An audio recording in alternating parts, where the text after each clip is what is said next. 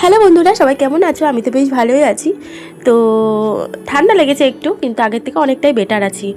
আর বাড়ির পাশে একটা কীর্তন বাড়িতে আমাদের ইনভাইট আছে, সবার আছে, বাড়ির সবাই।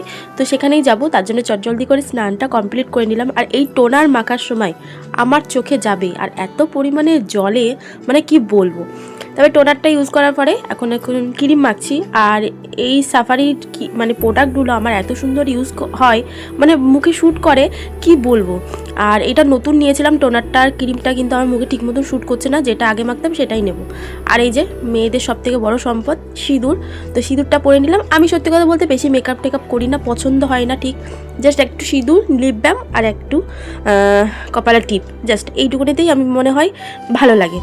তারপরে দেখো চলে এসেছি এখানে, সবাই মিলে চলে এসেছি, পাড়ার সবাই মিলে গল্প টল্প করতে করতে। আর এই যে আর একজন, সবাই মিলে এখন গল্প করছি। আর খাওয়া দাওয়া দিয়ে দিয়েছে।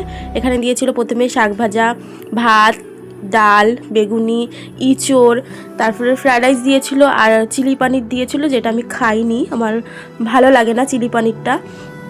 আর ফ্রায়েড রাইসটাও অতটা আমি পছন্দ করি না, সেই জন্য ইঁচড় দিয়ে আমি ভাতটা খেয়ে নিয়েছি।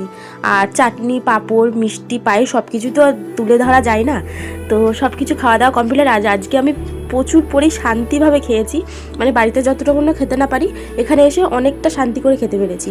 তো চলো আজকের মতন টাটা, আবার দেখা হবে নেক্সট ব্লগে। সবাই ভালো থেকো, বাই।